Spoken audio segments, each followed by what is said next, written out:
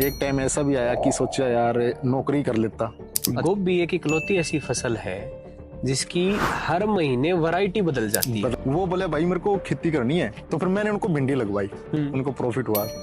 तो वे बोले भाई साहब यार मजे आ गए। ते आपने एक तरीके से पूरा बिजनेस ही चेंज कर दिया। आपने शुरुआत खेती से की थी। हाँ आप फिर यूट्यूब में चले गए। बिल्कुल। यूट्यूब से अब आप नर्सरी पे आ गया हूँ।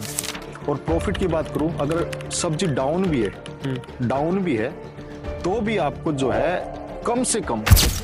दोस्तों, आज हम आपको एक ऐसे व्यक्ति की कहानी सुनाने जा रहे हैं जिसने अपनी मेहनत, लगन और स्मार्ट सोच से ना सिर्फ अपनी किस्मत बदली बल्कि हजारों किसानों के लिए प्रेरणा बन गए।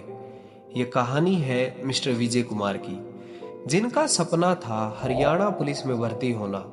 लेकिन जब किस्मत ने इनकी एक ना सुनी तो उन्होंने पारिवारिक खेती को संभाला और फूल गोभी की खेती से अपने करियर की शुरुआत की। लेकिन इनकी सफलता की कहानी तब शुरू हुई जब नर्सरी की तैयारी का एक वीडियो इन्होंने YouTube पर अपलोड किया। यह वीडियो उनका काफी तेजी से वायरल हुआ और कई डॉलर भी कमा कर दे गया। जब देश भर से ऑर्डर आने लगे तो उन्होंने साथ ही साथ नर्सरी बिजनेस की भी शुरुआत की और आज करीब 2 लाख से भी ज्यादा किसान भाई फेसबुक और यूट्यूब के माध्यम से विजय भाई के साथ जुड़े हुए हैं। उनकी कहानी हमें यह सिखाती है, अगर इरादे मजबूत हो और मेहनत सच्ची हो तो कोई भी बाधा हमें सफल होने से नहीं रोक सकती। तो सर नमस्कार। नमस्कार सर। तो सर कैसे हैं आप? बढ़िया सर, अपनी सुनाओ। Sir first of all thank you हमारे एपिसोड के लिए टाइम देने के लिए अपना। बहुत बहुत धन्यवाद। तो सर एक छोटा सा इंट्रोडक्शन किसान साथियों के लिए अगर दे देते तो। नमस्कार किसान साथियों, मेरा नाम विजय है और मैं एक फार्मर हूँ, साथ में नर्सरी ग्रोवर भी हूँ। और ये मान के चलो 8 साल के करीब जो है मेरे को सब्जी की खेती करते हुए हो गए हैं। अच्छा सर। बिल्कुल सर। तो सर बेसिकली कौन सी सब्जी लगाते हो आप? सर सब्जी में बात करूं तो चप्पल टिंडे और गोभी, ये हमारी 2 मेन फसलें हैं। चप्पल टिंडा और गोभी बिल्कुल। तो अपने एरिया के अंदर जो ये आसी का एरिया है लगभग इसी फसल के ऊपर है। आसी में करीबन मान के चलो 15 से 20 गांव सब्जी की ही खेती करते हैं। ठीक है सर। बिल्कुल सर। तो सर हम आपकी बिल्कुल स्टार्टिंग से कहानी को जानना चाहेंगे, इसकी शुरुआत कहाँ से हुई? सर शुरुआत तो ऐसे है कि पहले तो स्टडी करता था मैं। ठीक है सर। स्टडी मान के चलो आप, बीकॉम मैंने की है। उसके बाद जॉब वगैरह के लिए कुछ ट्राई की तो जॉब वगैरह नहीं मिली। किस चीज की आपने ट्राई की थी? देखो वैसे मेरी हाइट के हिसाब से तो, शरीर के हिसाब से तो मैंने पुलिस की चॉइस की थी। अच्छा सर। नहीं मिल पाई। ठीक है। तो फिर धीरे धीरे खेती की तरफ रुझान बढ़ने लग गया। हाँ जी। क्योंकि दादाजी फादर साहब खेती करते थे। ठीक है। तो खेती करते करते वो थोड़ा सा इम्प्रेशन होता है कि भाई आप शुरू से खेती करे तो एक माइंड में चला जाता है कि आप खेती ही करो। हाँ जी हाँ जी। तो मैं खेती की तरफ आने लग गया धीरे धीरे। तो आपके जैसे बताया दादाजी के टाइम पे, उस टाइम पे कौन सी फसलें उगाई जाती? दादाजी के टाइम पे तो मान के चलो आप, जो परचुन्नी सब्जियां होती है जैसे भिंडी वगैरह। अच्छा। और टमाटर वगैरह। हाँ जी। घिया वगैरह और कुछ बाड़ी वगैरह भी हम कर लेते थे। मतलब आपके एरिया में तो फिर सब्जी काफी टाइम से कर रहे हैं किसी? हाँ, बहुत ही लंबे टाइम से। ठीक है। मैं जैसे कि मान लो मैं हो गया हूँ 30 साल के करीब। हाँ जी। तो मैं जब से मैंने होश संभाला है, हाँ जी, तभी से जो है मैं खेती सब्जी की ही देखता आ रहा हूँ। ठीक है सर। हाँ, बाकी फादर साहब बताते थे कि पहले कौन कौन सी खेती हम करते थे। तो सर आपने जब पढ़ाई छोड़ के खेती में आने का सोचा, घर वालों ने ये नहीं कहा भाई खेती में क्यों जा रहा है, देखो नौकरी पकड़ ले या प्राइवेट पकड़ ले, कुछ ऐसी? देखो सर, ऐसे है कि मैं आपने बताऊं कि कहते हैं घर वाले कि भाई खेती की, आप खेती को अभी मत अपनाओ, आप जॉब की तरफ जाओ। लेकिन वो आपको पता है कि भाई अगर आप एक बार खेती की तरफ रुझान आपका हो गया ना, तो आप फिर और जॉब वगैरह कर ही नहीं सकते। तो वो चीज ही एक ऐसी है, उसमें इंटरेस्ट वो अपने जो खून में है, वो खून में कहते हैं जमींदार के खून में ही होती है, तो वो अपने खून में ही है, तो आप उस चीज को छोड़ नहीं सकते। वो फिर रुझान बनता चला गया उस तरफ। ठीक है सर। हाँ जी। तो जब आपने स्टार्टिंग की थी, तो उस टाइम में कौन सी फसल से खुद आपने प्रोफेशन इसमें स्टार्ट किया था? मैंने सबसे पहले, जब पहली बार मैं आपको बताऊं तो पहली बार मैंने गोभी से शुरुआत करी थी। गोभी की? हाँ, गोभी से शुरुआत करी थी। तो पहले साल का क्या एक्सपीरियंस रहा? देखो सर, आपको पता है कि पहली साल का एक्सपीरियंस थोड़ा सा अप डाउन होता ही है। हाँ जी। कि एक टाइम ऐसा भी आया कि सोचा यार नौकरी कर लेता। अच्छा सर। ठीक है, क्योंकि आपको पता है कि जो सब्जी करने वाले बंदे होते हैं ना, हाँ जी, वो और कहीं जा ही नहीं सकते। आप कॉलेज वगैरह में थे तो आप कहीं भी बाहर जा सकते थे, घूम सकते थे, कहीं पे भी आपको, आपके माइंड में कुछ नहीं था कि हमें कैसे क्या करना है। लेकिन अब सब्जी में आप बड़े हो ना, तो फिर आप कहीं जा ही नहीं सकते। ठीक है सर। ठीक है, तो क्या हुआ कि एक बार तो ऐसा आ गया था कि भाई यार नौकरी कर लेता मैं, ठीक है, कम से कम धूप वगैरह से एक कुछ चेयर पर तो बैठता। हाँ सही बात है। ठीक है, छाव में तो रहता। लेकिन फिर जब मैंने मेहनत करी, हाँ जी, तो एक रिजल्ट निकल के आया। ठीक है जी। या आप मेरी किस्मत कह सकते हो, ठीक है, या फिर कह सकते हो कि भाई थोड़ा एक्सपीरियंस के फादर साहब ने भी थोड़ा सा मेरे को मोटिवेट किया, भाई अभी खेती करने लगे तो बढ़िया तरीके से करो। तो जब वो रिजल्ट निकल के आया ना, बढ़िया रेट मिला, ठीक है, अच्छी इनकम हुई, तो फिर जो वो सारी चीजें मैं भूल गया और उसके बाद फिर रेगुलर ही खेती की तरफ मैं जाने लग गया। और जो आपके कॉलेज के दोस्त हैं वो किस लाइन में गए फिर? कॉलेज के काफी तो जॉब लगे हुए हैं। ठीक है। हरियाणा पुलिस में जब हमने कॉलेज छोड़ा था उस टाइम पे शुरू में ही हरियाणा पुलिस का पेपर हुआ था। ठीक है जी। ठीक है, मैंने भी दिया था, नहीं कर पाया। हाँ जी। क्या पता किस्मत थी या फिर थोड़ी स्टडी में कमी रह गई।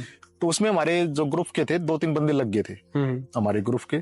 तो ऐसा एक बार तो हुआ था कि आपको पता है 2-3 यार दोस्त पास सर्कल में रहते हैं और उनमें से एक दो जॉब लग जाए तो ऐसा होता है यार वो जॉब लग गया, वो रह गया। ठीक है, फिर भी मन को समझाया और फिर खेती की तरफ ही चल पड़े। आपकी बातों से लग रहा है हरियाणा पुलिस में ज्यादा इंटरेस्ट था आपका। हाँ, इंटरेस्ट था। देखो जी, ऐसे है कि शुरू से ही रहा है, क्योंकि हमारे अंकल वगैरह भी जॉब करते हैं पुलिस की, तो उसमें से थोड़ा सर्कल सा बना था चाचा तवा का। चलो उस पिछले टाइम को छोड़ देते हैं और आज 8 साल पे आप जहाँ हैं। हाँ, इनकम के अगर मामले में बात करें, एक गवर्नमेंट जॉब वाला आदमी, बिल्कुल, एक आप हैं, कौन फालतू कमा रहा है पैसों के मामले में? सर ये थोड़ा से क्वेश्चन आपने बहुत बढ़िया कराया है। हाँ जी। लेकिन एक चीज पे जॉब भी बढ़िया है और एक जगह देखे तो खेती भी बढ़िया है। ठीक है जी। ठीक है, ये मैं सब्जी की खेती कर रहा हूँ, मेरा मन करे तो मैं काम करता हूँ। ठीक है, अभी मेरे को लगे कि बैठना है, रेस्ट करना है, हाँ जी, कितनी लेबर लगी हुई, मैं रेस्ट करूंगा जी सर। लेकिन अगर आप जॉब कर रहे हो ना, ठीक है, तो प्रॉपर आपको 8 घंटे देने ही पड़ेंगे। बिल्कुल सर। ठीक है, आप कहीं बाहर नहीं जा सकते छोड़ के उसको। ये मेरे को कोई काम आ गया तो मैं, लेबर लगी हुई है तो लेबर को कह के 2-3 घंटे दाएं बाएं हो सकते हैं, लेकिन जॉब में नहीं हो सकते आप। जॉब में तो उनके शेड्यूल के हिसाब से चलना बिल्कुल, उनके रूल रेगुलेशन के हिसाब से आपको चलना पड़ेगा। अभी जैसे आपसे दोस्त मिलते होंगे, हाँ, तो वो होता ना कई बार के हमें पहले बहुत एक्साइटमेंट होती कि नौकरी लग गई तो पता नहीं क्या हो जाएगी। बिल्कुल बिल्कुल। तो बाद में वो नौकरी लगने के बाद दोस्त भी रोते हैं कुछ ना बाकी चीजों के अंदर। तो वो ऐसे दोस्तों का क्या एक्सपीरियंस है उनका? जो मैं आपको बताऊं, देखो सर, अभी मेरे को वैल्यू पता लगी है खेती की। ठीक है जी। क्योंकि वो जॉब भी करते हैं। अभी मेरे दोस्त है बहादुरगढ़, दिल्ली पुलिस में है। ठीक है, ठीक है। तो वो मुझसे सलाह लेते हैं खेती करने की। अच्छा, वो खेती में आना चाहते हैं? हाँ, जॉब के साथ साथ। बिल्कुल। पिछली साल ही मैंने एक अमित दोस्त है अपना, हाँ, बहादुरगढ़ से है वो वो बोले भाई मेरे को खेती करनी है, तो मैंने उसको भिंडी की खेती करवाई थी। अच्छा। हाँ, उन्होंने यार जॉब तो मैं कर ही रहा हूँ, संडे को मैं आता हूँ, ठीक है, तो अभी संडे को फ्री हूँ। फादर साहब भी थोड़ी बहुत खेती कर लेते हैं, वो करते हैं जो अपने परंपरागत खेती। ठीक है, गेहूं दान करते थे। ठीक है जी। तो फिर मैंने उनको भिंडी लगवाई, उनको प्रॉफिट हुआ। तो वे बोले भाई साहब यार मजे आ गए, मजे आए। हाँ, तो मेरे को जब लगा कि हाँ भाई खेती में कुछ चीजें हैं। में इनकम जब एक साथ आती है तो हाँ, बहुत ज्यादा आती है। और जॉब में क्या है कि वो साथ की साथ खर्चे होते रहते हैं, बहुत ज्यादा खर्चे बचते नहीं। हाँ, बिल्कुल। देखो आप जितना कमाओगे ना, उतनी आपकी जो है इनकम के साथ खर्चे बढ़ेंगे। बिल्कुल सर। ठीक है, तो ये चीज है। खेती के एकदम आएंगे ना, तो आपकी खून पसीने की कमाई है वह, ठीक है, तो आप उसको कम भी खर्चोगे। वो हो जाता है ऐसे। तो सर एक मैं पूछना चाहूंगा, जब पुराने टाइम में खेती करते थे, जैसे हम भी देखते थे, हम भी खेती बैकग्राउंड के बिल्कुल, तो दादाजी और के टाइम में वहां पे पुरानी कहावत थी कि सबसे पहले नंबर पे तो आते हैं किसान, दूसरे पे व्यापारी और तीसरे पे सरकारी नौकरी। बिल्कुल। आज की अगर दुनिया में, आज की अगर टाइम में देखा जाए, तो क्या वो एल्गोरिदम सेम है क्या या बदल चुकी है? नहीं, वो चेंज हो चुकी है सर। अच्छा, हाँ बिल्कुल। तो अगर अपने हिसाब से कर्म रखने हो तो आज पहले नंबर पे कौन है और तीसरे पे कौन है? हाँ देखो सर, पहले नंबर पे बात करूं तो खेती में मानता हूं सर। आज भी है मतलब खेती? हाँ बिल्कुल। ठीक है, क्योंकि आप खेती करोगे ना, हाँ जी, तो आपको मजा आ जाएगा। ठीक, अगर एक तरीके से खेती करोगे आप, हाँ जी, बिल्कुल बढ़िया इनकम होगी आप बढ़िया उससे प्रॉफिट कमा सकते हो, और लंबे टाइम तक। ऐसा नहीं है कि आप एक शॉर्ट टाइम तक कमाए और फिर हो गए, क्योंकि आजकल आपको पता है कि हाइब्रिड बीज आ चुके हैं। बिल्कुल सर। तो उससे जो है ना कि किसी भी मौसम में और कौन सी भी फसल बो सकते हो। ठीक है सर। ठीक है, तो इनकम बढ़ी है, इनकम के साथ मैं पहले नंबर पे रखना चाहूंगा। इनकम बढ़ी है एग्रीकल्चर में? बिल्कुल बढ़ी है सर, मेरे हिसाब से बढ़ी है। पर एग्रीकल्चर में इन्वेस्टमेंट भी तो बढ़ी है। पहले इतनी दवाइयां नहीं खरीदनी पड़ती थी, इतना खर्चा नहीं करना पड़ता था। अब लेबर भी महंगी हो गई है। देखो सर, लेबर तो महंगी हुई है, लेकिन जो दवाइयों का जो खर्चा है वो कम कर सकते हैं। अच्छा सर। वो कम कैसे कर सकते हैं? एक टाइम टेबल के हिसाब से सब्जी की खेती करके। ठीक है सर। अगर मान लो अभी गोभी का टाइम है, ठीक है, और गोभी के टाइम में हम चिकोतरे बो देंगे तो होंगे नहीं। अच्छा सर। ठीक है, गोभी के भी सीजन वाइज होते हैं। हर महीने की मान लो चलती है, 12 महीने के 12 वैरायटियां होती है। महीने के हिसाब से आप वैरायटियां लगाओ, आपका खर्चा आएगा ही नहीं। अच्छा सर। बिल्कुल। हाँ, मतलब वैरायटी पे हाँ, वैरायटी पे जाना पड़ेगा जमींदारों को। शायद गोभी इसीलिए कुछ किसान है जो अच्छी प्रोडक्शन नहीं ले पाते, कहीं ना कहीं आज वैरायटीज को लेके इतनी अवेयरनेस नहीं है उनको। वैरायटियां देखो, उनको ये पता कि गोभी की खेती होती है, लेकिन उनको ये नहीं पता कि हर सीजन की अलग अलग वैरायटियां होती है, हर महीने की अलग अलग वैरायटियां होती है। ठीक है सर। बिल्कुल। हाँ, मेरे ख्याल से यही एक ऐसी फसल है जिसमें हर महीने की अलग वैरायटी। बिल्कुल, हर महीने की अलग वैरायटी होती है। तो आपने जब स्टार्टिंग करी थी, आपको तो कोई बताने वाला भी नहीं होगा, क्योंकि जो हमारी पुरानी पीढ़ी है वो कहीं ना कहीं मेहनत तो करने में, खर्चा बचाने में हमसे आगे है। बिल्कुल। पर जहां बात आ जाती है टेक्निकल नॉलेज की, हाँ, दवाइयों की, वैरायटीज की, कहीं ना कहीं वो थोड़ा सा पीछे रह जाते हैं। इसमें भी ऐसे है कि मैंने कुछ तो स्टडी कर रखी है। हाँ जी। बीकॉम की मैंने। बीकॉम के बाद मेरे को एग्रीकल्चर में फिर इंटरेस्ट हो गया, तो मैंने एग्रीकल्चर का कोर्स कर लिया था। अच्छा। हाँ। कहाँ से सर? ओम इंस्टीट्यूट से। मतलब वहां से कोई भी कर सकता, किसान भी? हाँ, एनीवन कोई कर सकता है। कितने टाइम का था सर ये कोर्स? वो साल का होता है सर। 1 साल? बिल्कुल, वो सरकारी भी कर सकते हो, प्राइवेट से भी कर सकते हो। तो उससे कुछ नॉलेज मिली मेरे को, और ज्यादा पता लगा दवाइयों वगैरह का कैसे करनी है, क्या करना है। तो फिर और इंटरेस्टेड, और ज्यादा मैं प्रभावित हो गया खेती की तरफ। ठीक है। हाँ। और खेती में लाइफस्टाइल के बारे में आप क्या कहेंगे? क्योंकि जनरली धारणा है कि खेती में लाइफस्टाइल नहीं है। ये देखो, ये आप कह सकते हो। हाँ जी। तो ये पारंपरिक की खेती करो। हाँ जी। जो आप धान गेहूं करते थे वो करो, उसमें भी। और आप सब्जी करोगे तो उसमें भी। आप पहनावा नहीं कर सकते, मतलब अच्छे कपड़े नहीं पहन सकते जी, नहीं पहन सकते। ठीक है। हाँ, बिल्कुल। अगर आप मजदूर से मजदूरी लगा के करवाओगे तो आपको बचत नहीं आएगी। ठीक है। कितना ही बड़ा जमींदार हो, अगर वो आपके खेत के चारों में नहीं घूमेगा तो उसको प्रोडक्शन आएगा ही नहीं। हाँ, मतलब उसको मजदूर के साथ कम से कम खड़ा रहना पड़ेगा। और खेत तो मतलब खेत में जाना है तो फिर धूप भी लगेगी, गर्मी भी लगेगी। हाँ, सारी चीजें बिल्कुल लगेगी, सहन करनी पड़ेगी जी। अगर आपको बढ़िया इनकम लेनी है, बढ़िया सोर्स आपको बनाना है, पहले नंबर पर आपको खेती रखनी है, तो आपको जो है साथ में, लेबर के साथ में आपको खड़ा रहना पड़ेगा, थोड़ा बहुत काम करना पड़ेगा। अच्छा, मैं ये जानना चाहूंगा, जब कई बार ऐसे इतनी मेहनत करता है किसान, हाँ, खेत में जैसे आपने बताया लेबर के साथ खड़ा रहना पड़ता है, बिल्कुल, फिर ऊपर से कई बार मौसम की मार पड़ जाती है, फसल सारी खराब हो जाती है, तो उस समय दिमाग पे प्रेशर नहीं बनता है कि भाई किस चीज को छेड़ लिया, कुछ और कर लेता? शुरू में बनता है, जो नया जमींदार होता है उसको बनता है। ठीक है सर। हाँ, जो नया जमींदार होता है उसके दिमाग पे ऐसे आता है कि यार ये क्या बो दिया। लेकिन जो पुराने जमींदार है, जो जैसे मैं काफी टाइम से कर रहा हूँ, तो बारिश वगैरह आ गई तो मेरे को पता है क्या करना उस टाइम में, कौन सी दवाई डालनी है, कैसे उसको मैनेज करना है। ठीक है जी। नया जमींदार एकदम दिमाग पे प्रेशर ज्यादा हो जाएगा उसका, वो झेल नहीं पाएगा। ठीक है, फसल खराब हुई। मेरे पास एक्सपीरियंस है बहुत ज्यादा। करनाल का हमारा दोस्त था, पहली करनाल का एक दोस्त है हमारा, वो भी हमसे जुड़ गया था नर्सरी के माध्यम से। तो मैंने उसको गोभी लगवा दी, और मैंने सख्त हिदायत दी थी कि बारिश के सीजन में आपको पानी उतारना पड़ेगा। उसने पानी नहीं उतारा, वो गड़ गई।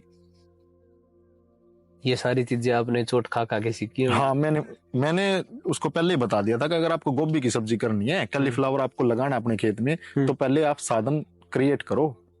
हाँ, मतलब खेत की निकासी का, ड्रेनेज फैसिलिटीज। आपके पास टाइम नहीं होगा उस टाइम सोचने का, उस टाइम नहीं होगा। वो तो गोभी की खेती ऐसी है, अगर आपके पास गोभी के जमींदार है, वो वीडियो देख रहे हैं, तो मैं एक बात कहना चाहूंगा आपको गोभी की सब्जी, कैलीफ्लावर की सब्जी कर रहे हो तो दो बातों का सबसे इंपॉर्टेंट जरूरी ध्यान रखना है उनको। पहला, पानी। ठीक है जी। पानी मीठा होना चाहिए, TDS 2000 से नीचे होना चाहिए पानी का, 2000 से नीचे। दूसरा, पानी मैनेज करने का साधन होना चाहिए। अगर ज्यादा बारिश आ गई तो उसको निकालना, खेत से कैसे निकालना है। पानी खड़ा नहीं रहना चाहिए फसल में। अगर 2 से 2.5 घंटे पानी खड़ा रह गया, आपकी कैलीफ्लावर खत्म है। अब ना मानो कि होगी 2 से 2.5 घंटे में खत्म होता है? बिल्कुल 2-2.5 घंटे तो लगने ही नहीं देते। अच्छा सर। हाँ, धूप निकलेगी, बादलवाई होती है, उस टाइम बिल्कुल बढ़िया खड़ी रहेगी वो। पानी खड़ा है आपके खेत में, गोभी भी खड़ी रहेगी। धूप निकली और अड़स आ गई। अच्छा। हाँ, मतलब ये तो बच्चे की तरह ध्यान रखना पड़ता है। बिल्कुल। जैसे कि बुढ़े बुजुर्ग कहते थे, सब्जी की जो खेती होती है ना, वो बच्चों की तरह पालनी पड़ती है। ठीक है। हाँ, एक किसान जो ट्रेडिशनल फार्मिंग करते हैं, गेहूं धान की खेती करते हैं, सरसों बाजरा लगाते हैं, बिल्कुल, उसके मुकाबले में, सब्जी के मुकाबले में इनकम का कितना फर्क है? काफी अंतर है, बहुत बहुत ज्यादा अंतर है। ठीक है जी। ठीक है, मैं आपको बताऊं, 1 एकड़ आप गेहूं का ले लो और 1 एकड़ में आप सब्जी लगा लो, एनीवन कोई भी। ठीक है, एनीवन कह रहा हूं मैं, कोई भी, ये नहीं कि कैलीफ्लावर ही है या चप्पल कद्दू, एनीवन कोई भी। आप भिंडी ले लो, तोरी ले लो, घिया ले लो, करेला ले लो, एनीवन कोई भी। गेहूं आपका ज्यादा से ज्यादा आपको 40 से 50 हजार रुपए ही बचा के देकर जाएगा 1 एकड़। हाँ, खर्चा काट के आपका। ठीक है, सब्जी में आप जो है अगर टाइम टेबल के अनुसार लगाते हो तो 2.5 से 3 लाख रुपए आप कमा सकते हो 1 एकड़ से। ये जो 2.5 से 3 लाख है, हाँ, ये नेट हमारा प्रॉफिट है या ओवरऑल जो हमारी नेट प्रॉफिट भी आ जाता है। अच्छा, मान के चलो आपने 1 एकड़ पे सब्जी की, 1 एकड़ पे एनीवन कोई भी लगा तो 50,000 का खर्चा आता है। हाँ, 30,000 रुपए में, 30,000 रुपए में पहला पानी लगेगा आपका। कोई भी फसल लगा लो आप। ठीक है। हाँ, एनीवन कोई भी, 30,000 रुपए मान के चलो आप। उसके बाद निराई गुड़ाई का रह गया अलग, टोटल 50 से 60,000 खर्चा मान के चलो 1 एकड़ से। और प्रॉफिट की बात करूं, अगर सब्जी डाउन भी है तो भी आपको जो है कम से कम, बता रहा हूं मैं, कम से कम 1 लाख रुपए तो बचा के दे के ही जाती है सिर्फ 4 महीने में। काफी फर्क है, एक डबल हो गया एक तरीके। हाँ बिल्कुल, अगर रेट अच्छा है। हाँ। अगर 10 रुपए किलो से ऊपर जमींदार की सब्जी बिकेगी तो आप मान के चलो 2 लाख रुपए कहीं भी नहीं गए आपके। इसके बावजूद भी बहुत सारे मेजोरिटी ऑफ किसान हैं, वो ट्रेडिशनल फार्मिंग को छोड़ के सब्जी प्रोडक्शन में क्यों नहीं आ रहे? नॉलेज का अभाव। Okay sir. हाँ बिल्कुल, देखो आजकल सोशल मीडिया का जमाना है, फिर भी ये नॉलेज आपको कहीं भी नहीं मिलेगी जो मैंने आपको बताई थी कि भाई सब्जी कौन से महीने में लगानी है। हाँ, हर महीने की अलग अलग वैरायटियां होती है। कैलीफ्लावर में पानी खड़ा रह गया तो वो खत्म हो जाएगी, ये कहीं भी नहीं मिलेगा आपको। ये मेहनत करके सीख के हाँ, उसके बाद ही मिले। बिल्कुल, चोट खा के नॉलेज आई है सारी। जब आपने मैक्सिमम घाटा कितना खाया है सब्जियों में? घाटा की तो बात करूं तो मान के चलो, मैं 1 एकड़ की बता देता हूँ आपको। हाँ, कोई साल जब मौसम वगैरह की आपदा हुई तो उस टाइम में 1 लाख रुपए 3 महीने में 1 एकड़ से हो गए थे। हाँ बिल्कुल। अच्छा, तो मतलब ये नुकसान करने पे आए तो किसान का कर्जवान कर सकते हैं किसान को। ठीक है, लेकिन कर्जवान वही होगा जो प्रॉपर नॉलेज ना लेके सब्जी की ओर आएगा। ठीक है जी। हाँ, अगर नॉलेज ले लेता है, जैसे कि जो सब्जी की खेती करता है, आप सपोज मानो आप सब्जी की खेती कर रहे हो, मेरा कोई दोस्त है, आपका कोई दोस्त है, वो आपसे मिलवा दे मेरे को, नॉलेज दे दे प्रॉपर, और उसके बाद मैं खेती करूं तो प्रॉफिट हो जाएगा। अगर मैं सीधा करूंगा तो नहीं होगा। हाँ, मतलब इसमें आपको एक ना एक आपका साथी, कोई दोस्त या रिलेटिव ढूंढना होगा। हाँ, तो आपका हाथ पकड़ के एक बार बच्चे की तरह चलना सिखा दे, उसके बाद सब अपना। ये भी मैं आपको एक एक्सपीरियंस बताता हूँ मेरा, नाम नहीं लूंगा बंदे का, वैसे बता देता हूँ। सरसा से है, झंडा गांव से। ठीक है जी। परंपरागत खेती करते थे धान और गेहूं की। 10 एकड़ के जमींदार है वो। ठीक है, बड़े जमींदार है। तो वो ऐसे एक बार हमसे जैसे कि जा रहे थे दिल्ली की तरफ, तो वो रुक गए। नर्सरी में बैठे हुए थे, फादर साहब थे और मैं थे। तो वे नु बोले कि भाई साहब सब्जी की खेती करनी है, हमारा आपका एरिया देखा हमने, सब्जी काफी लगी हुई है। हाँ जी। तो सब्जी की खेती जब उन्होंने देखी तो हमने उनको बताया कि आप ऐसी ऐसी सब्जी लगाओ। उन्होंने सबसे पहले कैलीफ्लावर लगाई 1 एकड़ में, 3 लाख का मुनाफा हुआ उनको पहले सीजन में। ठीक है, उसके बाद जब खत्म होने पे आई, ठीक है, जैसे कि कैलीफ्लावर खत्म होने पाई तो उनका फोन आया, नंबर वगैरह ले गए थे वे, अब आगे क्या बोए हम। ठीक है, क्योंकि उनको प्रॉफिट अच्छा लगा। हाँ जी। तो उन्होंने चिप्पल कद्दू बोए। ठीक है, 1.5 एकड़ में। ठीक है, बहुत जबरदस्त बड़ा मुनाफा उनका। अब उनकी किस्मत कह सकते हो या फिर भाई नॉलेज देने की बात, काफी अच्छा उनको प्रॉफिट हुआ। आज वो जमींदार जो है ना 6 से 7 एकड़ में सब्जी की खेती करता है। सारा उन्होंने शिफ्ट कर दिया। हाँ, सब शिफ्ट कर दिया उन्होंने।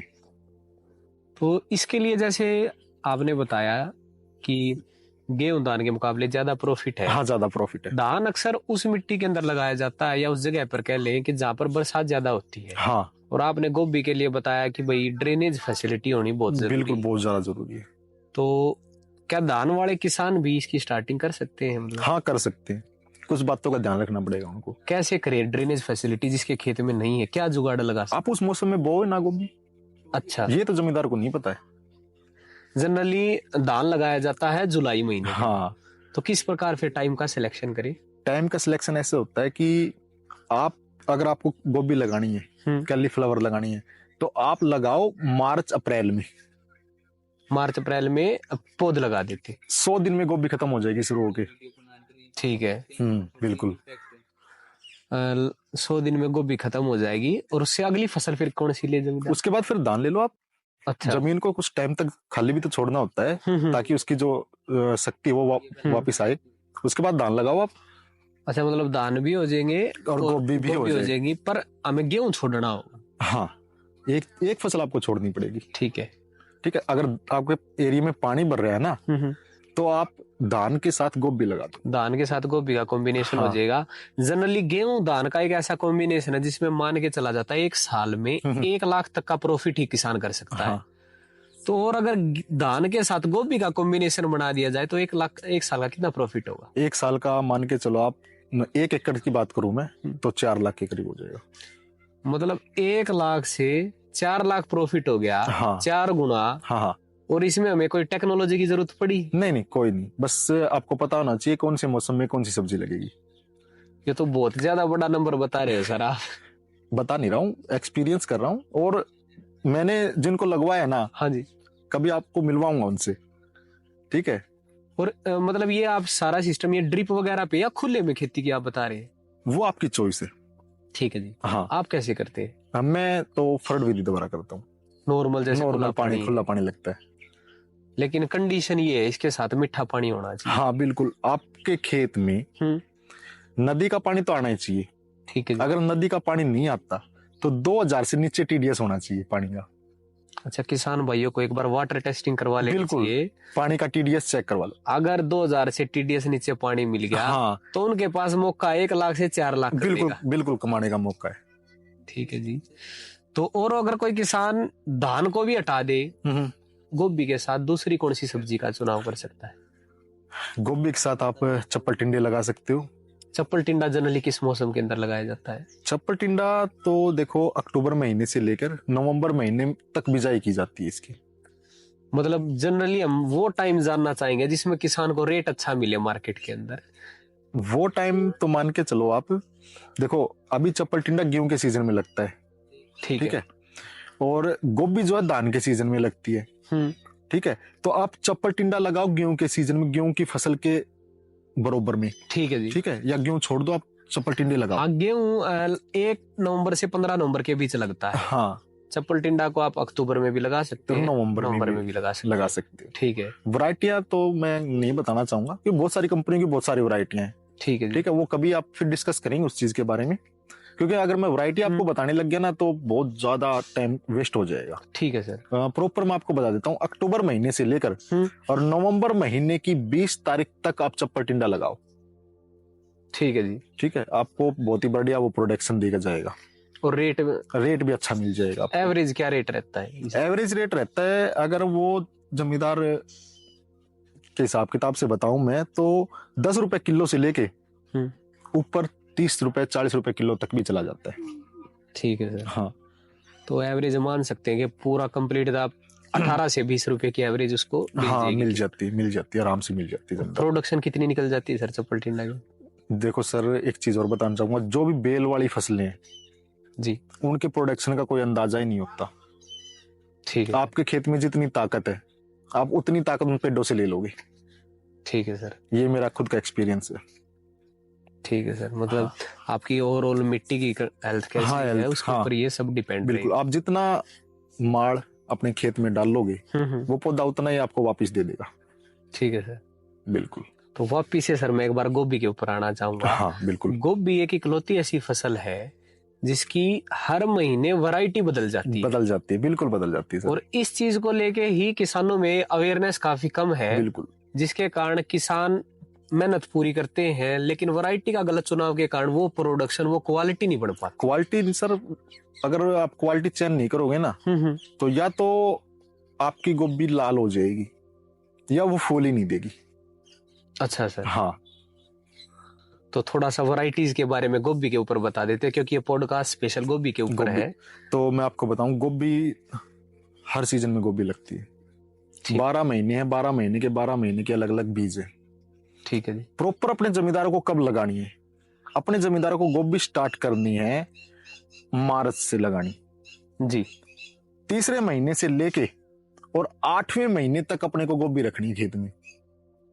अच्छा, तीसरे महीने से 8वें महीने तक जो टाइम पीरियड है, हाँ, इसके अंदर रेट अच्छे मिलेंगे? बिल्कुल अच्छे मिलेंगे। ठीक है। उसके बाद तो मान के चलो आप 50-50 चांस हो जाता है। ठीक है सर। तीसरे महीने में आप लगा सकते हो 22-51, 15-22, और थोड़ा सा और आप चले 5वें महीने में, 6ठे महीने में तो दामनी। ठीक है जी। दामनी वैरायटी है गोभी की। ठीक है। राशि कंपनी की। मतलब 5वें 6ठे महीने में दामिनी कौन सी कंपनी की है? राशि कंपनी की। राशि कंपनी हाँ, की। इसका क्या है कि उस टाइम थोड़ा सी गर्मी तेज होती है तो ये गर्मी के प्रति सहनशील होती है जी। इसका फूल, और इसका कलर भी बहुत ही अच्छा आता है, गुथाव होता है फूल में। ठीक है। फूल पाटता नहीं है, लाल नहीं होता है। उसके बाद और आगे चलें 9वें 10वें महीने में, तो उस टाइम कुछ जमींदार चेंज करने लग जाते हैं गोभी को, वो हाइब्रिड से देसी की तरफ भी आ जाते हैं। अच्छा सर। हाँ, 8वां महीना 7वां महीना ऐसा महीना है जिसमें आप कुछ देसी वैरायटियां भी गोभी की लगा सकते हो, ऐड कर सकते हो। उसमें क्या है कि बिल्कुल नाम मात्र का आपका खर्चा आएगा किले में। अगर 50,000 खर्चा आता है ना तो आपका घट के 30,000 ही हो जाएगा। और प्रोडक्शन उतना ही मानो। देसी वैरायटीज हाइब्रिड के बराबर प्रोडक्शन दे देती है। वो महीने का होता है। अगर आप 6ठे महीने में 7वें महीने में लगाते हो ना तो उस टाइम मौसम आपको पता चेंज होना स्टार्ट हो जाता है, ठंडा मौसम आना स्टार्ट हो जाता है, आगे बारिश आनी स्टार्ट हो जाती है। तो उस टाइम जो देसी गोभी होता है ना उसका भी फूल बिल्कुल सफेद आता है। अच्छा, देसी गोभी मौसम को सहनशील करने की ज्यादा शक्ति हाँ रखती है। बिल्कुल बिल्कुल। तो कोई ऐसी वैरायटी है देसी वैरायटीज के जिनके नाम आप बता सकें? देसी वैरायटियां काफी है। मान के चलो आप देसी वैरायटी में बात करूं तो डॉक्टर की आती है, समर वाइट करके आती है, अर्ली कुवारी आती है, कुवारी आती है। ये वैरायटियां देसी की है, ये डॉक्टर की कंपनियां हैं। और इनका टाइम क्या बताया आपने लगाने का? इनका देसी वैरायटी का 7वें महीने में, 8वें महीने में, 9वें महीने में। ठीक है, बिल्कुल। तो और उसके बाद तो मान के चलो आप 50-50, 9वें महीने के बाद 8वें, मोस्टली तो 8वें महीने के बाद, बाकी 9वें महीने के बाद तो 50-50 चांस हो जाता है। अगर जमींदार 9वें महीने में गोभी लगा देता है और 50-50 चांस करके लगा देता है, कई बार क्या होता है कि 9वें महीने की गोभी लगाई हुई 4 लाख तक की चली जाती है। अच्छा, लेकिन वो एक रिस्क हो जाता है बहुत ज्यादा।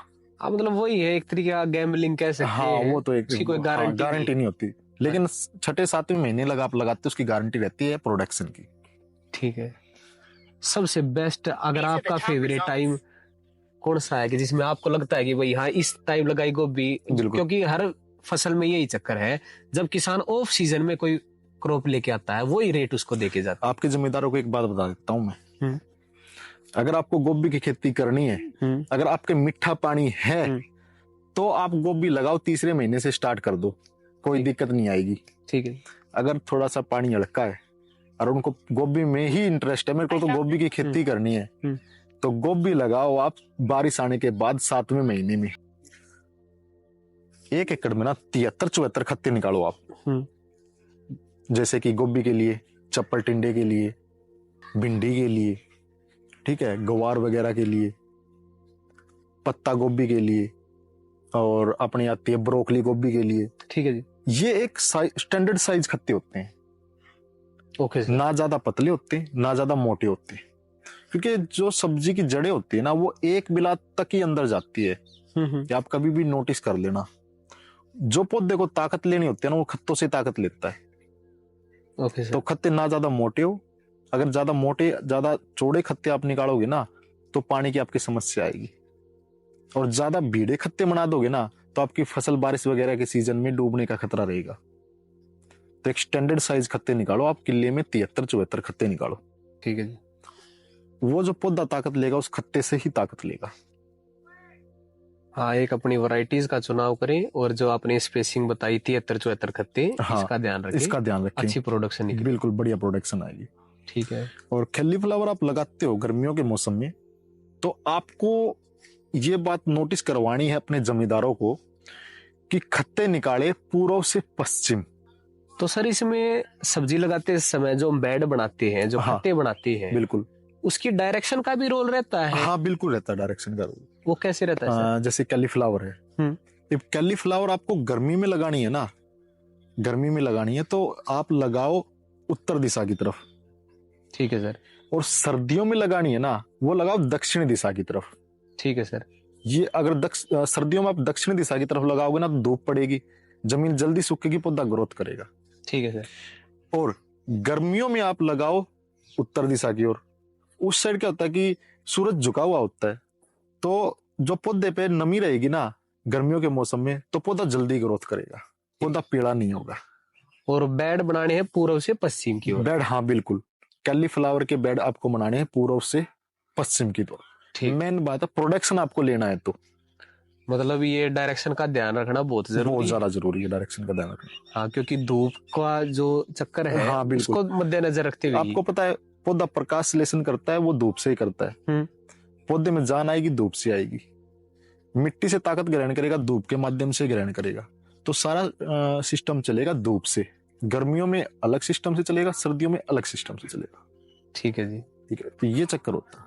और भिंडी वगैरह बात करूं मैं, बहुत से जमींदारों के मेरे पास कमेंट आ जाते हैं कई बार, कि नर्सरी करता हूं मैं, व्हाट्सएप पे ग्रुप है, उसमें कमेंट आते हैं मेरे पास कि एक तरफ तो हमारा भिंडी का बीज का जर्मिनेशन हो गया है एक दिशा की, और दूसरी दिशा की ओर नहीं हुआ है। वो गलती कर देते हैं, वो खत्ते निकालते हैं पूर्व से पश्चिम के, तो वो खत्ते ऐसे नहीं निकलते।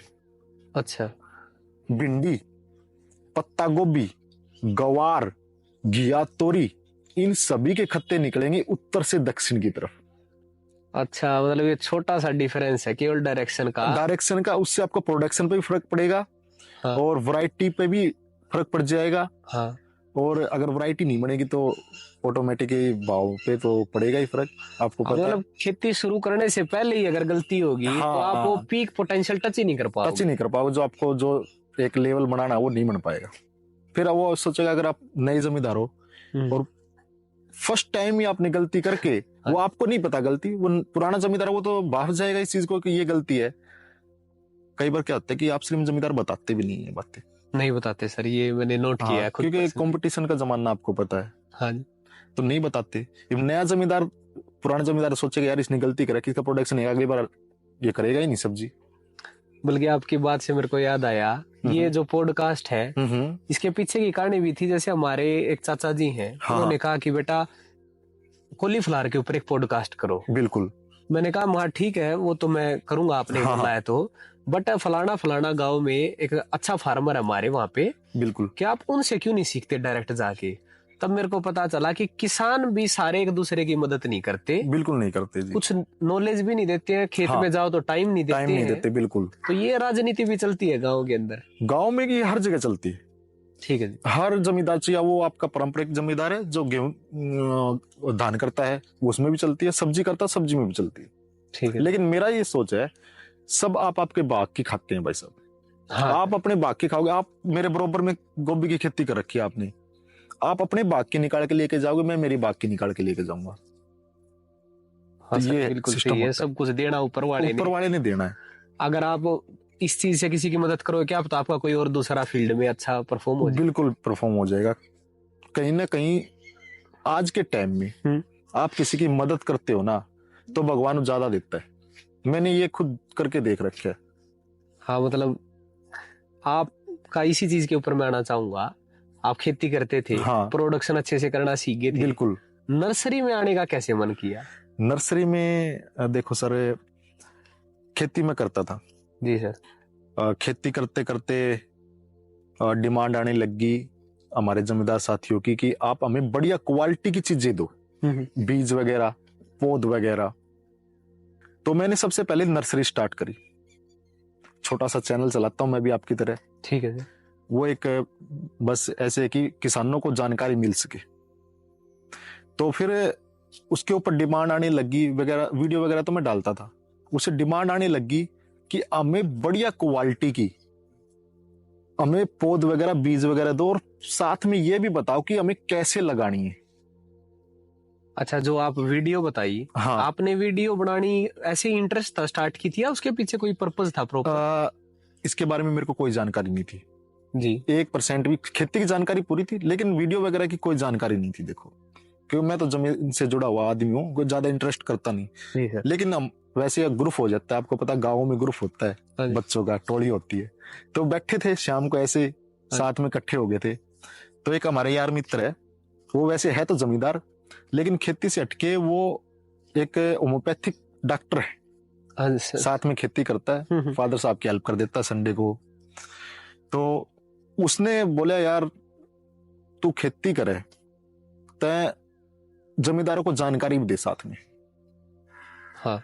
तो उसने मेरा पेज बना दिया फेसबुक के ऊपर, फेसबुक पे भी और यूट्यूब पे भी। ठीक है।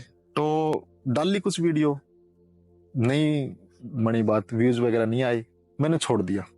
फिर उसने दोबारा से चैनल बना दिया, उस पे व्यूज आने लग गए। लेकिन वही बात है कि कंपटीशन है। तो बड़े जो यूट्यूबर थे या फेसबुक कह लो, वो कॉपी को, अपनी जो फसल की जो वीडियोस को उठाने लग गए, कॉपी पेस्ट करने लग गए। अच्छा, कॉपीराइट आने लग गई। कॉपीराइट आने लगी, वो मेरी वीडियो पर मेरे को ही कॉपीराइट देने लग गए। ठीक है। तो फिर मैंने छोड़ दिया, मान लो 2-3 महीने मैंने छोड़ दिया। फिर पता नहीं क्या हुआ, मन में आया कि चलो एक बार और करके देखते हैं, खेती में कामयाब होगी तो क्या पता इसमें भी कामयाब हो जाए। हाँ। तो मैंने एक फिर खुद से मैंने चैनल बनाया। नाम मैं लेना चाहूंगा, विजय सैनी व्लॉग के नाम से बनाया मैंने। ठीक है। HR फार्मिंग हरियाणा खेती के नाम से बनाया। ठीक है। अपलोड करी वीडियो। उस पे मैंने तीसरी वीडियो अपलोड करी कि प्याज की खेती कैसे की जाती है। हाँ जी। उसके लिए आपको पौध कैसे तैयार करनी है। बहुत ही बढ़िया रिस्पॉन्स मिला मेरे को। अच्छा, वो हमारे जमींदार, मेरे को तो नॉलेज थी कैसे, तो प्रॉपर नंबर डाल दिया मैंने, फोन आने स्टार्ट हो गई। अच्छा। कि हाँ, कि नर्सरी कैसे तैयार करें, आपके पास नर्सरी मिल जाएगी क्या। और कहाँ से आ रहे थे फोन। काफी, पूरा हरियाणा मान के चलो, पूरा राजस्थान मान के चलो आप। अच्छा, राजस्थान के फार्मर भी टच में आ रहे थे काफी। वो आपको पता है सोशल मीडिया कहीं भी वीडियो जा सकती है। हाँ सर। तो वो फिर वहां से जर्नी स्टार्ट होगी मेरी नर्सरी की। तो वहां से जब लोगों ने आपसे मांगी वो चीज, हाँ, तब आपने वो तैयार करनी स्टार्ट की। हाँ, तैयार करनी स्टार्ट कर दी मैंने। तो इसको सीखने में कितना टाइम लगा सर आपको। देखो सर, आपको पता है जमींदार का बालक हूं मैं। कुछ फादर साहब ने एक्सपीरियंस दिया मेरे को। 1 कनाल से स्टार्ट करी मैंने। ओके। 1 एकड़ में 8 कनाल होती है, आपको पता है। वैसे तो बिग्गा हर जगह अलग अलग हिसाब किताब चलता है। 1 कनाल से स्टार्ट करी और 1 एकड़ लग लेके गया उसको मैं। आज आप 1 एकड़ में 1 एकड़ में नर्सरी कर रहा हूँ मैं। और 1 एकड़ में अगर पौध की बात करें तो कितनी पौध तैयार हो जाती होंगी। हाँ, आप अगर मीठा पानी है तो हर 40वें दिन आप, जो मान लो मिर्च की फसल बो रखी है आपने, वो उखाड़ के हर 40वां दिन आप दूसरी वैरायटी बो सकते हो, अगर मीठा पानी है तो आपके पास। साल में आप 3 से 4 बार उससे प्रोडक्शन ले सकते हो, नर्सरी से आप प्रोडक्शन ले सकते हो।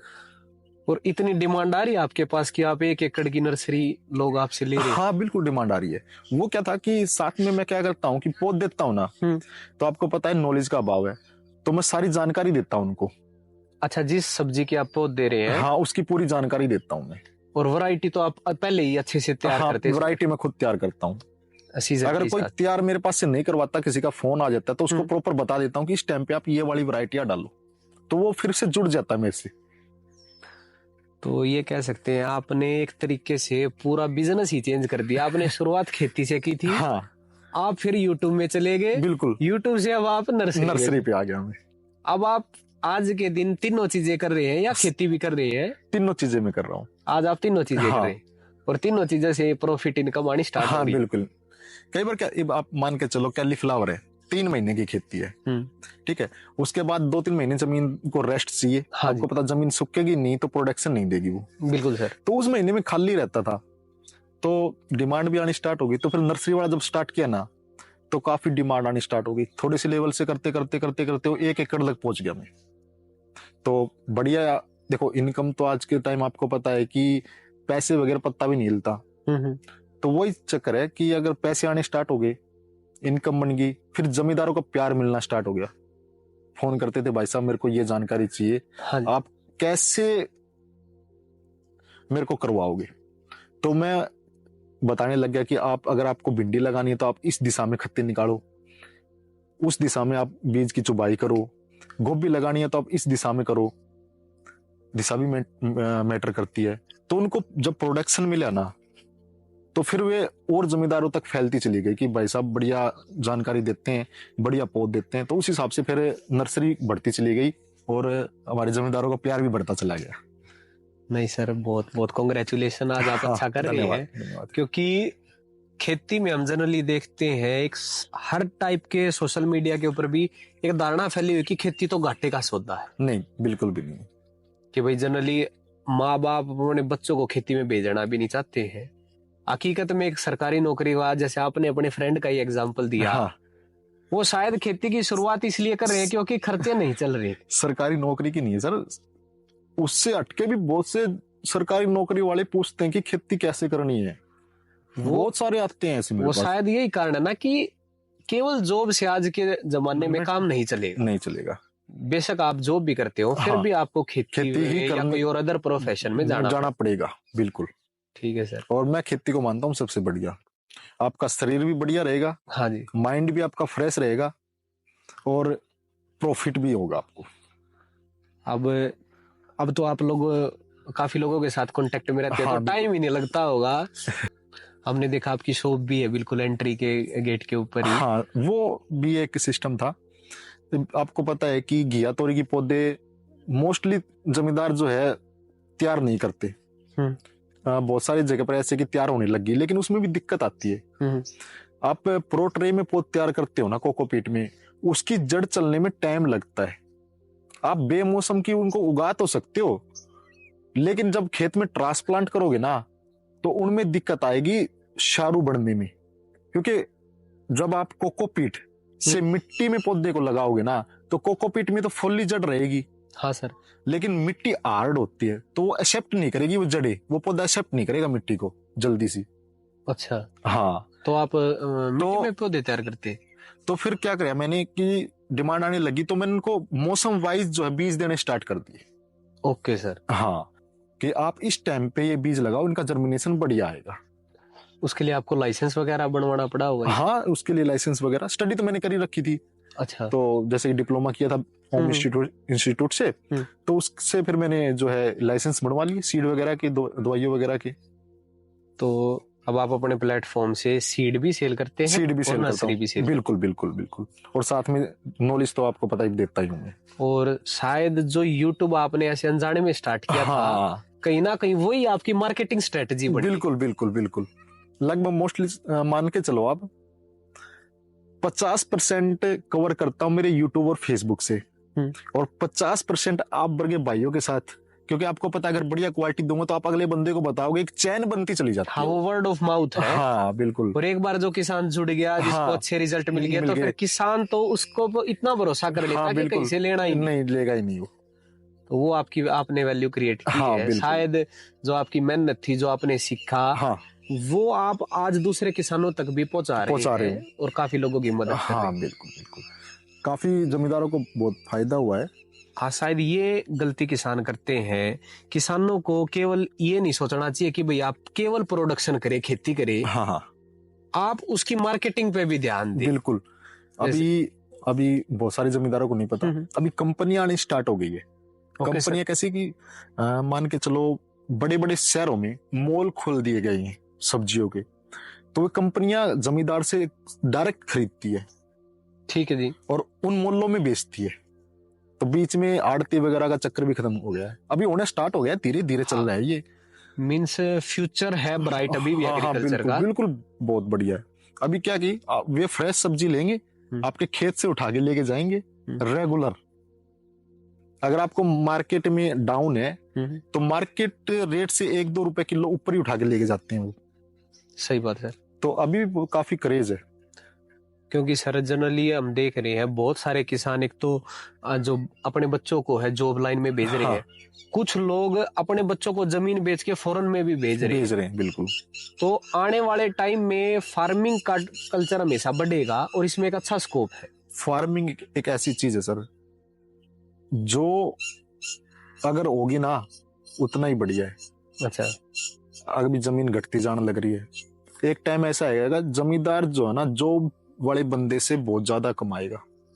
वो जो एल्गोरिदम थी पहले टाइम पे, पहले नंबर पे जमींदार, दूसरे पे व्यापारी, तीसरे पे नौकरी, वो वापस टाइम आएगा सर, क्योंकि आपको पता है कि जनसंख्या बढ़ती जाने लग रही है, और जनसंख्या बढ़ रही है, जमीनें घट रही है। बिल्कुल सर, घट रही है ना, ये तो लगभग मोस्टली सभी को पता है। जमीनें घट रही है तो जमींदार जो है उसकी वैल्यू बढ़ती जाने लग रही है। हाँ, जमींदार की वैल्यू बढ़ रही है। हाँ, तो खेती करो एक तरीके से, ठीक है, जिस महीने की जो खेती आप उस महीने से वो कमाओ, ठीक है, बढ़िया प्रोडक्शन लो। और मैं तो कहना चाहूंगा कि नौकरी आपको मिल जाती है तो ठीक है, ठीक है, लेकिन अगर नौकरी से हटके अगर आप कहीं पे प्राइवेट जॉब करते हो ना तो छोड़ दो। खेती बेटर ऑप्शन मानता हूँ मैं। हाँ, क्योंकि इसमें आप खुद के मालिक हैं। हाँ, मेरा जी करता है मैं वो काम करता हूँ, जी नहीं करता मैं छोड़ देता हूँ। जैसे कोई भी सरकारी जॉब या प्राइवेट जॉब, उसमें जनरली 9 to 5 का जॉब वर्क रहता है। हाँ, खेती में आपका शेड्यूल क्या है, कितने घंटे आप काम करते हैं? वो मेरे पे डिपेंड करता है। नहीं, वैसे जनरली एक सीजन के टाइम मैक्सिमम कितना काम भी करना पड़ जाता है? ऐसे है कि कभी कभी तो पूरा दिन भी निकल जाता है करते हुए काम, कभी कभी रेस्ट भी हो जाता है। ठीक है। हाँ, ये मान लो अभी कोई बंदा आ गया कि भाई चलना है, इमरजेंसी भी हो जाती है, तो मैं छोड़ सकता हूँ चीज को। ठीक है, लेकिन सरकारी में आपको छुट्टी लेनी पड़ेगी। ठीक है सर। प्राइवेट वाले तो क्या पता ना भी दे। बिल्कुल सर। तो ये ओवरऑल रहा खेती का। एक मैं आपसे लास्ट बात समझना चाहूंगा कि आपके अपने लाइफ एक्सपीरियंस से आपने जो सीखा है, बिल्कुल, फाइनली खेती से स्टार्ट किया, आज यूट्यूब में अच्छा कर रहे हैं, आज खुद का नर्सरी बिजनेस है, किसान साथियों का साथ है, प्यार है। बिल्कुल। तो क्या सीख रही जो इतने लंबे समय तक जो आपका हौसला बनाए रही, वो एक सीख आप अपने यूथ को देना चाहेंगे? देखो, मैंने स्टार्ट तो किया था एक, जैसे कि कह सकते हैं कि एक छोटे लेवल पे, फिर जमींदारों का जो भाइयों का मेरे को प्यार मिला ना, उससे मेरे को बहुत ही बढ़ावा मिला है, बहुत ज्यादा। और उससे ही जो है मेरे को इम्प्रेशन, हाँ भाई, कि अभी तो जो है ना अपने को, देखो आज के टाइम पे ना पैसा हर जमींदार के पास है, हर बंदे के पास पैसा है, लेकिन भाईचारा हर किसी के पास नहीं है। सही बात है, ठीक है, तो वो भाईचारा कमाना है अपने को।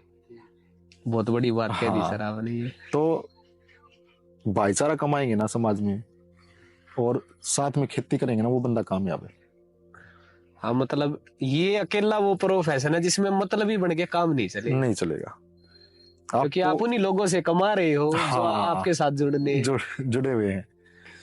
एक मैंने एक बुक में बात पढ़ी थी, उसमें एक कोट था कि भाई उस आदमी को कभी भी दुकान नहीं खोलनी चाहिए जिसके चेहरे पे हंसी ना रहती हो। बिल्कुल, क्योंकि वो कभी दुकानदारी में कामयाब नहीं हो सकता। ये रहा सर आज का पूरा एपिसोड। बिल्कुल। तो किसान साथियों, अगर आज के एपिसोड में आपको कोई जरूरी जानकारी मिली हो तो प्लीज इस चैनल को लाइक करें, सब्सक्राइब करें और ज्यादा से ज्यादा किसान भाइयों के पास पहुंचाए। एक बार सर आप अपनी डिटेल भी किसान साथियों के साथ शेयर कर दें, ताकि जो आपके साथ कुछ हेल्प ले सके। कोई नर्सरी अगर बनवाना चाहता है या कोई जानकारी चाहता है तो अपनी कॉन्टेक्ट डिटेल एक बार शेयर करें। साथियों, मेरा नाम विजय है और प्रॉपर जो एड्रेस है वीपीओ डानी पीरवाड़ी, तहसील आसी, डिस्ट्रिक्ट हिसार।